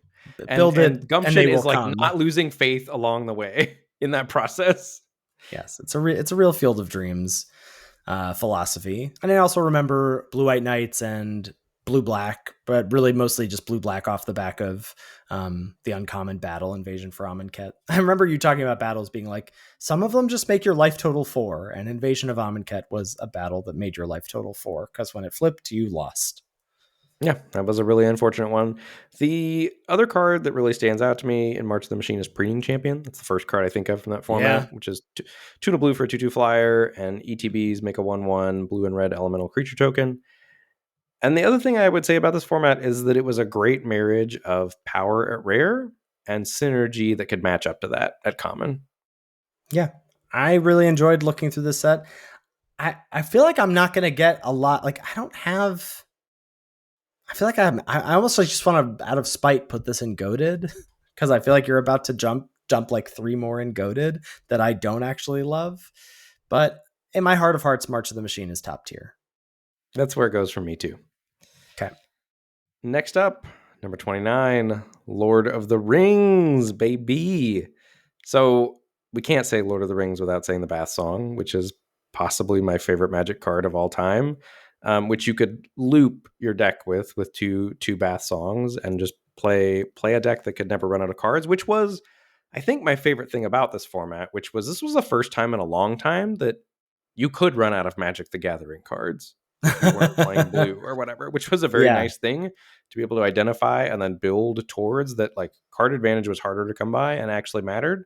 This also has, I think, one of the best mechanics for limited ever, which was ring tempting, which was basically a series of 4 things. Like for each instance of ring tempting, you got further down a chart. And once you got to 4, ring tempting, like basically it was a race to 4, and whoever got to 4 was game over if you were both playing ring tempting decks. But that also led to a lot of cool things about when to kill your opponent's ring bearer and things like that. I will also always fondly remember the summer staying at your house and us jamming 5-color legends with Frodo over and over and over. That was a very fun week/weekend. And the other thing that really sticks out to me was the data loving red black and me just being absolutely convinced that blue is the best. And I still to this day am convinced that blue is the best color in Lord of the Rings. as exemplified by one of the most clean Magic the Gathering cards ever printed, which is Birthday Escape. Blue sorcery, draw a card, the ring tempts you. That card was just an outstanding Magic the Gathering card. Yeah, I know. I think you brought me up on a fondness for this set. I don't think it is quite as high for me as you're about to put it, but I like the set quite a bit, and I have nothing. I couldn't possibly add more positivity to the conversation. You would put this in top tier. I'm putting it in Yeah, goaded. I know you are. I Okay. think, and the reason I think it belongs in goaded is the gameplay was excellent. I, I think off the backs of like, there wasn't really like, yeah, green white food fell flat, but green white legends was like a really fun slash competitive tier 2 thing to do. And the fact that ring tempting is, I do agree with you, like one of the best mechanics ever for limited. So it's a hard sell to not put it in goaded. So I'm down with it. Number 30 is Wilds of Eldraine. This is a really interesting set because I think we were really harsh on this at the time, but I don't think that was right. I think this was fun. Adventures were back. We had roll tokens as rectangles. I did have a lot of, if this is any marker, I had a lot of fond memories of cards as I was looking through the spoiler. Stockpiling Celebrant was probably my MVP, the 2 and a white 3/2 common. When it entered, you could return another permanent you control to its owner's hand if you do Scry 2. It's awesome to get the hand smoothing there. There were enchantments you wanted to pick up. Sometimes you wanted to pick up roll tokens off your things to like unshrink them. Back for Seconds was like a card that the data hated that I loved. 2 and a black sorcery. Return up to 2 target creature cards from your graveyard to your hand. If you bargain it, which meant you sacrifice an artifact, enchantment, or token as you cast it, you could put one of those things with MV4 or less onto the battlefield instead. And then also Knight of Sweet's Revenge, which was the food-related overrun enchantment. I loved that card. That was really fun. I queued for the PT with this set, so it's hard for me not to have fond memories of this format. Yeah, those are my thoughts. Where are you at on Wilds of Eldraine today? I agree. I think we were a little harsh on it at the time. Food name puns were the first thing that came to mind. This format, like minstrosity and all and all of that. Candy Grapple, yeah. Celebration was a cool mechanic. Bargain was like the mechanics were good. I think it just wasn't Lord of the Rings for me, and it wasn't March of the Machine. I think it had the misfortune of following 2 absolutely banger formats, and like also still held its ground. I think the most interesting part of it was the off-colored adventure cards. I liked those a lot. Fond memories of cashing this arena open as well for 2K. I like this format. This is you deciding. Do you want my opinion before you decide? No, I'm basically deciding between fun but flawed and top tier. And like, I don't know what the flaw is if I'm putting it in fun but flawed, which makes me want to put it in top tier. I don't have strong feelings. Either way, that's where it would be living for me as well. I think I'd be more inclined to put it in fun but flawed, but I agree. It's not really flawed other than it wasn't March of the Machines and Yeah. Lord of the Rings. I think it's going in top tier. And that, I think that's got to mean that this year, 2023, I know we talked about doing this and then sort of 2023 is going to be the year, right? We've got except it has top LCI. tiers and sure, but 2 top tiers on a goat is, I don't think any other year's stacking up to that. So next, 31. Yeah. Lost Caverns of Ixalan. Would like to spend little to no time discussing this format. Let's My one move comment on. is the Discover is the worst mechanic of all time. Man, Discover is a not fun limited mechanic. Descend was super awkward. The caves fell flat. Aggro swill, too many 1-drops is what I wrote. Yeah, goes in dregs. Goes in dregs indeed. Takes us on to Murders at Karlov Manor. Again, much like queuing for the PT, this was my PT format, my Arena Champs format. Hard to not have fond memories of it in that sense. I was in for cases as a Saga variant. I loved the leave the graveyard stuff. Collect evidence was a nice mechanic. Use the graveyard as a resource. Like think about, I'm cycling my Topiary Stomper, and now I have collect evidence 6 at my disposal. Disguise was a good morph update. The Ward 2 made like evaluating cards like Shock, single red deal 2, versus Galvanize, which was 2 mana deal 3. Shock ended up being better because You were even on mana with Disguise. And like iconic, fun, good card, Killer Among Us stood out to me as I was looking through the spoiler. 4 and a green. Enchantment, when it enters, you make a 1/1 of 3 different types, and you secretly choose one, and you can reveal that to be the one you secretly chose to dump 3 counters on it at any time. Very cool card. Birds of Karlov Manor, I think, goes top tier for me. Yeah, you could make a case on nostalgia for me for it being goated, but I don't think it quite is. Like, that would be more nostalgia than the actual quality of the set, but there's a lot of nostalgia there. Also loved clue tokens, like being staple at Yeah. everything. Like, On the Job stood out to me. 2 white for the instant. Creatures get +2/+1 until end of turn, and then you investigate. There were a lot of cool cards in this format. I agree, the Leaves the Graveyard stuff with Insidious Roots, Chalk Outline, Gravestone Yeah. Strider, Rubble Belt Maka, like all of those And cards that's loved a set playing where with. we liked green in a lot. I just want people to know we liked green in a lot of sets that we talked about today. uh, and like this was the first Mythic Championship, right? Or not like a Magic Con, I mean, that we went to in That we Chicago, went to? right? Yeah. Yeah. So super fun memories there, like lobby drafting before the PT, like practice drafts with people. That was a great And weekend. our Vlogging, live show. live Our first live show. show. Yeah. Yeah. All of that makes me want to put this in goated, but it's not. I agree. Top Yeah. tier is where it belongs as a Magic the Gathering format. Okay. Number 33, OTJ, Outlaws of Thunder Junction.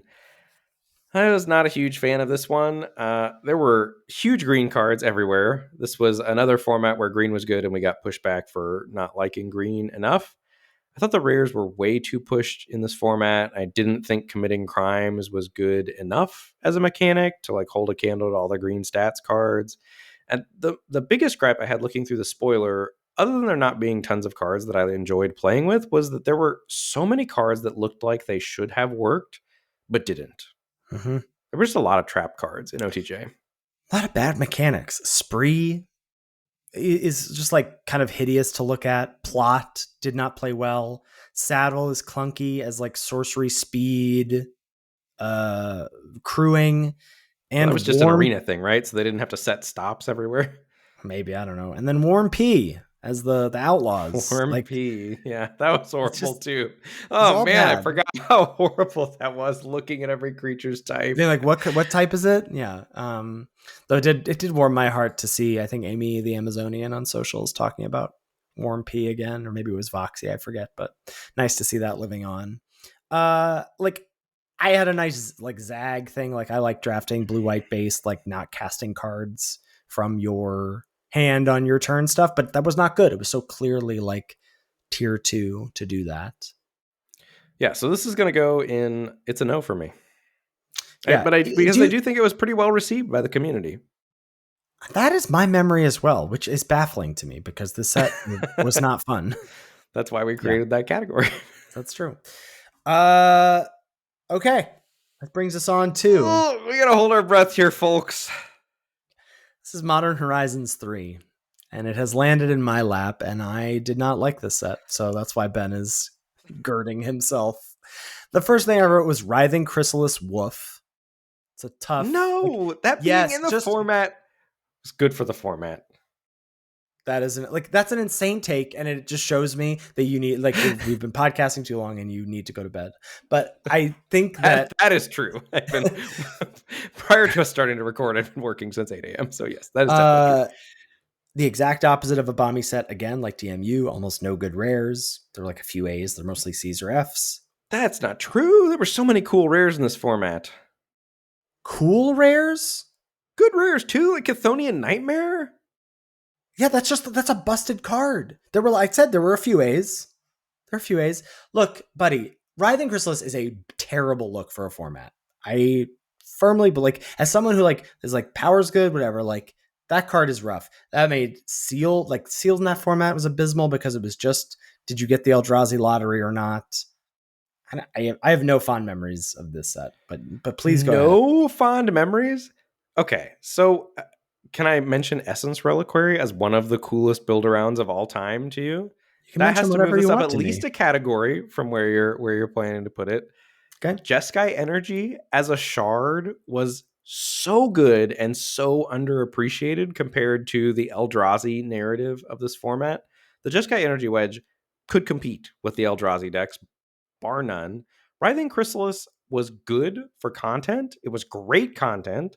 And I think it made the format interesting. And there were people who were like, well, let me scrap my first 5 picks. I saw Writhing Chrysalis, and that wasn't good enough. Like Writhing Chrysalis was like, and it was not Galactic Wayfarer. This is not a remotely accurate comparison, but it's that kind of a thing where people didn't know what to do with the power level of Writhing Chrysalis, and you could really capitalize on that while everybody was trying to jam their what's the name of the shard? I am tired. Their Teamer Eldrazi. I think there were a ton of fun rare build arounds in this set, and I think there were good uncommon build arounds, and it was a super high powered, super synergistic format.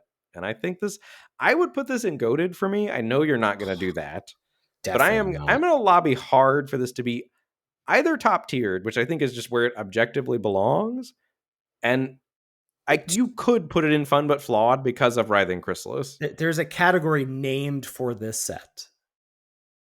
And You are I don't not putting even this in dregs. no, I don't even think it's fun, but it's definitely like, but fun but flawed, I think is like, my own personal bias aside, I think that is you're saying objectively top tiers where it belongs. I think objectively fun but flawed. Subjectively, it belongs and it's a no for me. But objectively, I think it belongs in fun but flawed, which is where I'm going to put it. It's brutal, but I do feel good about my veto. I would rather have DMU being goated than MH3. That I also would rather DMU be DMU. I can wrap my head around. Modern Horizons 3, I cannot. Modern Horizons 3 was so good. That takes us on to number 35, Bloomborough, which is one of my least favorite non-core set draft formats of all time. Stuff that stood out to me. My first thought without looking at Scryfall was that Bloomborough is just like a kiddie draft set on rails where like the handholds for like which archetypes you were supposed to be were so strong that I didn't like that. Cash Grab was a cool card, and like, but it was also pretty easy to identify from the spoiler that Black Green Food was far and away pushed, and then Black Green Food was great. Like it also wasn't surprising at all. And the other card that I distinctly remember, because this was one of the formats I think where I tried like 15 bullets to queue for the Arena Open, was God. Hunter's Talent, which was 1 and a green for an uncommon. When it enters, target creature you control deals damage equal to its power to target creature you don't control. Then you can level it up to give an attacking creature +1/+0 and trample. And then you can level it up again to make you draw a card if you control a creature of power 4 or greater, which was absolutely broken and sealed. Probably one of the What best if your cards you could have in Doomblade sealed. could win the game? Yeah. Like, And I never opened Hunter's Talent in my 15 sealed pools and played against it almost every single run, and it was horrible. But that aside, Bloomborough, I think, was not a great draft format, in my opinion. I just want to shout out Builder's Talent, which was my favorite card from the set. The one in a white class enchantment made no 4. And then like, it was just a really cool build around card. But I agree. Didn't Color you and not like balance. that card and I liked it, and then you Yeah. started playing it a bunch? Yeah. I was like, I don't know what I'm doing this, but it's something. This card does too much. And you were like, wow, rah, rah, rah, rah. I think that's exactly what I said. I think I said rah rah rah rah, and then I loved the card, so I'm allowed to. I'm a very nuanced and deep individual, Ben, and I'm able to change my opinion of things. Unlike you, who just decides Modern Horizons 3 is great. Anyway, the main thing I remember about the set is me and you not liking it, and then all of a sudden towards the end of the format, like everyone in the content space, I feel like was like. And that was and we'll end on a note on a pretty good set. And we were just like, wait, what? It was like cute furry animals, like Redwall. Everybody loved Redwall and the flavor. Yep. I want to put this in dregs. Oh, really? I think this belongs in It's a No for me. I think think the community liked it enough? I think the community liked this enough. Okay. We'll put it there. You talked me up. Duskmourn House of Horror. The set rules. I'm going to be putting this in goated. I don't know. It's between this and Throne for me right now, which is my goat. I know you think Throne should be my goat, but I don't know. I don't know. Today I would say Throne, but I need to play some Duskmourn. I loved Duskmourn. I thought Eerie was a great mechanic. Manifest Dread was a great mechanic. Red Black Sacrifice was a great deck. We had sideways build arounds like Central Elevator, Promising Stairs, Rooms, just like a really cool mechanic. We had Unable to Scream as like like the best of the blue Swords to Plowshares. A pet card for me in my red black decks was the Derelict Attic Widow's Walk, which I feel like was my sort of diamond in the rough pick for the set. The black draw two, lose two, and pumped an attacking creature alone on the other side. I just had a lot of fond memories looking through this spoiler, and I would happily draft this set right now.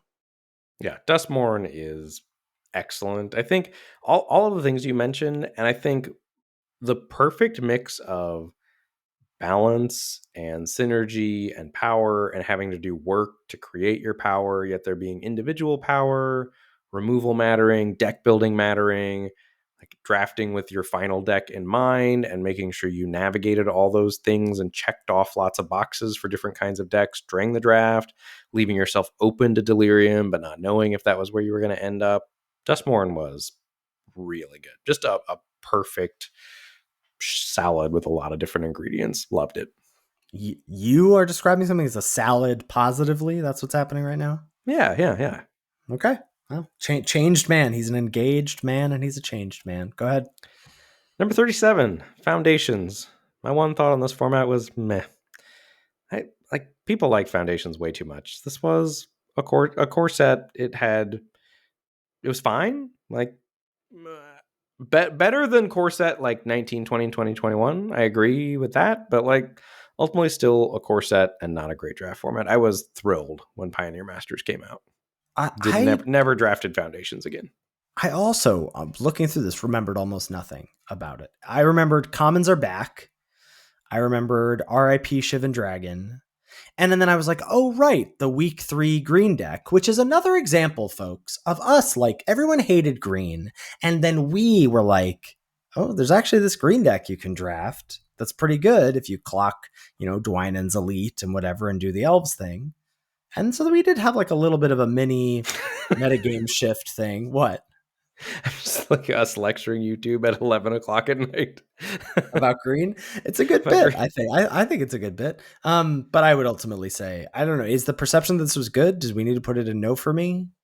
I think we probably need to put it in no for me. I think the community reception was generally good. LR was super high on this format. Oh, weird. Okay. Number 38. This is me, Pioneer Masters. Another rotating bonus sheet, but much less effective. I think the gates nonsense being persistent throughout the lifespan of this format and being, I think, too good, dominant, whatever. A knock on this format in my mind. I will say, I remember being able to needle you about a lot of cards in this set. Philology Archaeologist, Format All-Star Rimrock Knight. Format All-Star Rimrock Knight. I still to this day, I was looking through and I was like, oh yeah, Treasure Cruise. Was Treasure Cruise good in the format? No. Science doesn't know. I don't know. No, I don't think it was. There was the return of Le Briefcase, which was fun from Streets of New Capenna. Was fun. Gnarlback Rhino was the first card I thought of from this format, which was 2GG, 4/4 trample, and whenever you cast a spell that targets it, draw a card. I like Pioneer Masters. I agree the Gates thing was a problem. I would like to lobby for this format to go in Fun But Flawed.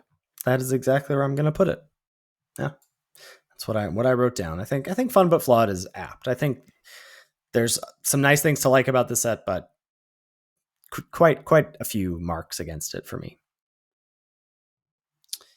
That takes us on to number 39, which is Ether Drift. This format for me was like a story of us versus the data, or like Start Your Engines versus Green, or like that's the first thing that came to mind for me. Like before even opening Scryfall, it was like Mardu versus Green, and was it good enough to compete? And I think the answer for us certainly was yes. And then some pet cards that stood out. Thunderhead Gunner as a banger of a Magic the Gathering card. Yeah. 4 in a red, 4/5, and you could discard a card to draw a card. And then just Start Your Engines payoffs going insanely late. It was like people forgot how to draft synergy decks because green cards were, what are we using now? Not intrinsically powerful, or they were intrinsically They were powerful, right? We're intrinsically using that. powerful. We're using that correctly. Yeah. Yeah. Somebody suggested on YouTube independently powerful and dependently powerful. So the green cards were Hmm. independently powerful. But yeah, Hour of Victory was great. Risen Necro Regent was great. And you had to do work to get start your engines online, like identifying how to build your decks and get that 1-2 punch of starting your engines and then also getting in for damage that same turn was cool. Either Drift was a great format. I think not quite goated for me, but I certainly think belongs in top tier. You failed to shout out two things. One is egregious that you did not mention Push the Limit, one of the best Oh, yeah. late stage format build arounds. This is the 5 red thing that returned vehicles and mounts from your graveyard to the battlefield for a turn. Push the Limit was awesome. The late stage white control decks with Ride's End I thought were awesome. This started off the year of the Manolith with a bang. I have a lot of fond memories of this set. I have saved my veto for this moment, and I'm going to put Ether Drift in goated. Whoa, goated. Yeah, I'm saying I thought a lot about it today, and I'd like to put the may age terribly, but I like the idea of putting a set from this year in goated.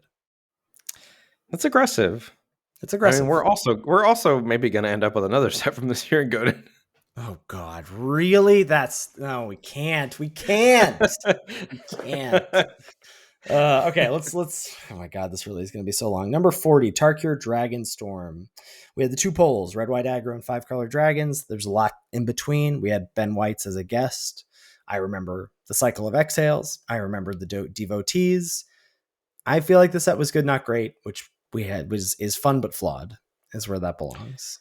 Yeah, Dragonstorm Globe. The thing Yep. that stands out to me about this format is like really having to, or my learning moment was like dictating where you want to go in the draft rather than trying to read signals, and me being uncomfortable with that and trying to find my way through that discomfort. And this is the Snowmelt Stag snafu. It really is laughable when you put Sipsig Appraiser and Snowmelt Stag side by side. If we said Sipsig Appraiser doesn't matter, It's and we bad. said Snowmelt Stag does. It's so So bad of Sipsig a take Appraiser, that I wish you wouldn't have brought it up just now. 2 and a blue, 2/1. You look at 2, pick 1 to put in your hand. Snowmelt Stag, 3 and a blue, 2/5 that flips its power and toughness into a 5/2 during your turn and become unblockable for 7 mana. So it's really tough to know which might be better.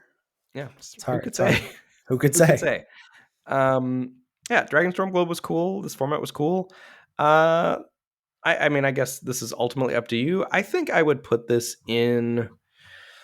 Where would I put this? I think I would put this in. I might flash this format back.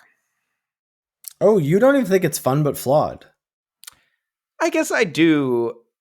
Yeah, I think what I'm learning yeah. is that I think Might Flashback should not be a We category. probably should not probably be a category. Yeah, And we could just all move right. Strixhaven to something. We could move Strixhaven to fun but flawed. Fun but flawed. Yeah, sure. Yeah. Sure.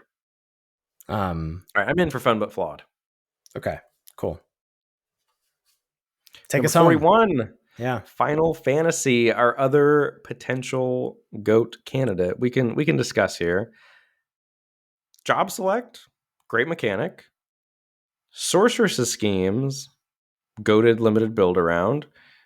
But that doesn't necessarily mean the format is goated. Some cards that stood out to me: Sahagin, Galacat, as like some real diamond in the rough cards that looked rough when you looked at them at first, and then like quickly realized, oh no, these are actually great. I thought Final Fantasy was a very balanced format. I appreciated that about it. A lot to like. Did you look at the spoiler today of it?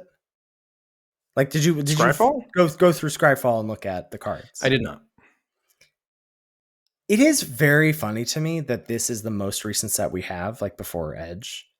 I really don't remember a lot from it. It's another set where I'm like, I guess like I remember I wrote Phantom Train down as a card. Struggler's Copter. Yeah, but like I don't know. That's like my own weird island take. Job select and tokens versus removal was like a cool lesson to learn. I ultimately think this set is like fine.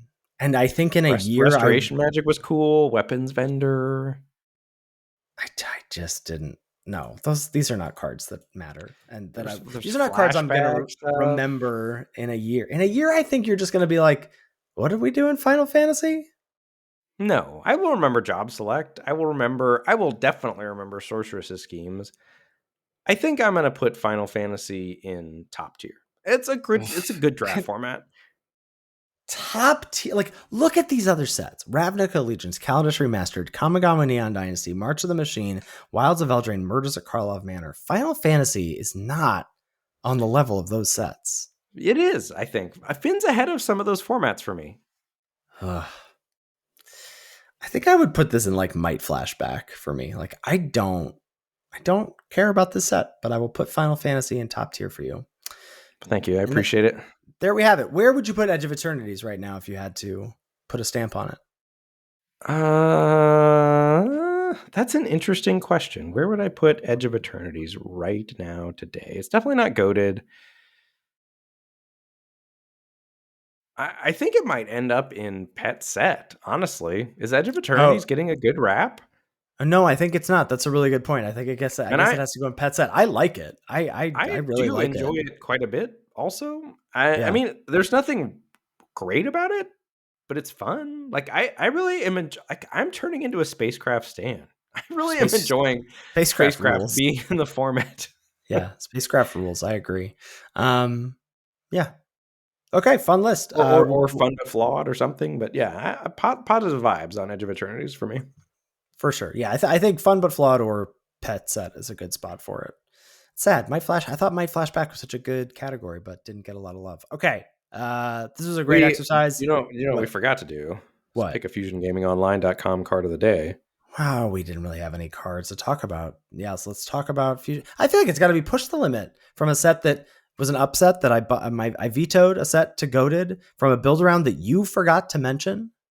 Yeah, it's not a great look for me. Push the Limit. Go to FusionGamingOnline.com/lords. Get 4 copies of Push the Limit. Put them in your cube. Put them in your holiday greeting cards. I don't care what you do, but go get them today. This was a really fun exercise.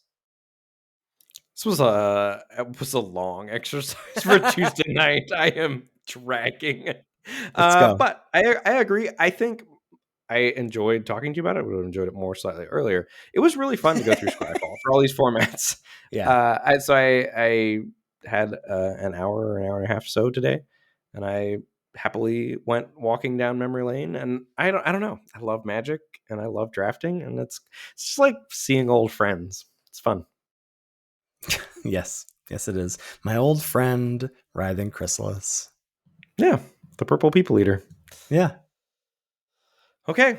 On that note, we left it all on the field. We want to hear your opinions in the Lords of Limited Discord. Tell Ethan why. You think you have to ask? 3. Tell Ethan why Modern Horizons 3 should be goated. Please get at him on social media. Yeah. So we want to hear your opinions. We want to hear where we're right, where we're wrong. And on that note, we're going to end it. Thank you, as always, to Salty Pretzels for our intro and outro music. Make sure you give it a listen. You can find all our content at lordsoflimited.com. We've got our tier lists for many of these sets, actually. You can find our tier list backlogs on our website. You can find our episode back. The tier lists have been going downhill. I have not been doing a good job of updating the tier list past pre-playing with the cards. You don't have to tell them that, though. Tier lists, episode backlogs, YouTube links and Twitch links and Patreon links and merch links. All that's available in your one-stop shop. I'm sure it's your homepage, lordsoflimited.com. If you've got... we need to go to bed. If you've got any feedback about the show or any questions, shoot us an email at lordsoflimited@gmail.com. Thanks so much for listening, and we'll catch you next week for another episode of Lords of Limited. Thanks, everybody. See you later.